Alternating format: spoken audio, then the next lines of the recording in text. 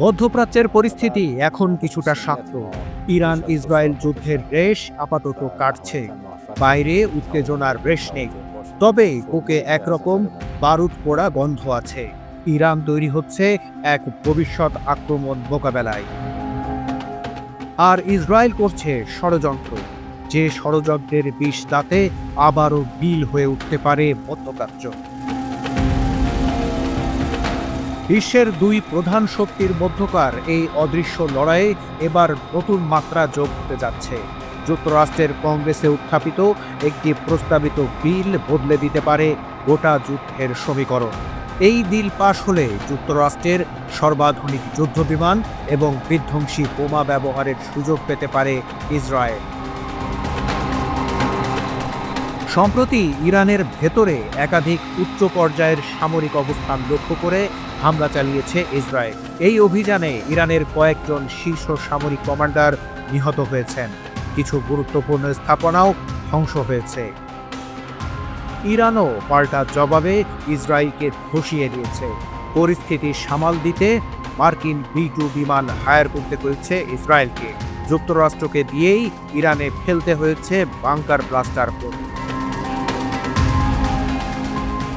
ইসরায়েলের কাছে নেই যুক্তরাষ্ট্রের তৈরি GBU-57 ম্যাসিভ অর্ডিন্যান্স পেনিট্রেটর বা MOP, যাকে অনেকে মাদার অব অল বোম্ব বলে থাকেন।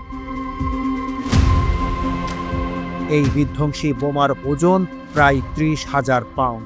এর প্রধান বৈশিষ্ট্য হল এটি মাটির প্রায় 200 ফিট গভীরে ঢুকে বিস্ফোরণ ঘটাতে সক্ষম।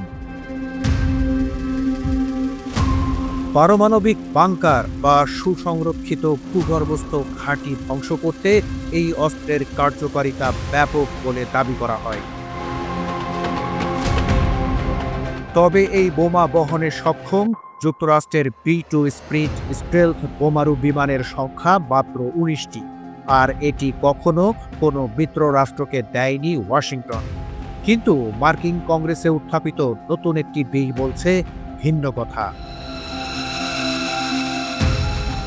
এবার রিপাবলিকানদের একটা অংশ এই বিমান ইসরায়েলকে দেওয়ার চেষ্টা করছেন। বিলে অন্যতম উদ্যোক্তা কংগ্রেসম্যান জশ হটগেইমার বলেন, ইরান বিশ্বের শীর্ষ সন্ত্রাসের পৃষ্ঠপোষক এবং যুক্তরাষ্ট্রের অন্যতম শত্রু। তাদের কখনোই পারমাণবিক অস্ত্রের অধিকারী হতে দেয়া যাবে না। এই উগ্রপন্থী মার্কিন কংগ্রেসম্যান আরও বলেন, এই মাসের শুরুতে আমাদের সামরিক বাহিনীর অভিযানে আমি পূর্ণ সমর্থন দিয়েছি। ইরান বহুবার আমাদের সৈনিক এবং মিত্র ইসরায়েলকে হামলার শিকার করেছে, তাই ইসরায়েলের নিজেকে রক্ষার সক্ষমতা থাকা অত্যাবশ্যক। সেই সক্ষমতা তৈরি করতেই এই বিল। বিলের আরেক সমর্থক কংগ্রেসম্যান মাইক ললার বলেন, এই বিল প্রেসিডেন্টকে এমন ক্ষমতা দেবে যাতে ইসরায়েল প্রয়োজনীয় অস্ত্র ও প্রশিক্ষণ পেতে পারে। এর মাধ্যমে তেহরানকে প্রতিরোধ করা সহজ হবে এবং বিশ্ব আরও নিরাপদ হবে। বিশ্লেষকেরা বলছেন, যদি এই বিল আইনে পরিণত হয় তবে তা যুক্তরাষ্ট্রের দীর্ঘদিনের অস্ত্র হস্তান্তর নীতিতে এক বড় পরিবর্তন আনবে। এর ফলে ইসরায়েল যে শুধু ইরানের বিরুদ্ধে আরও কার্যকর হামলা চালাতে পারবে তাই নয়, বরং পারমাণবিক বাংকারের মতো অতি সুরক্ষিত ঘাঁটিও গুঁড়িয়ে দিতে পারবে।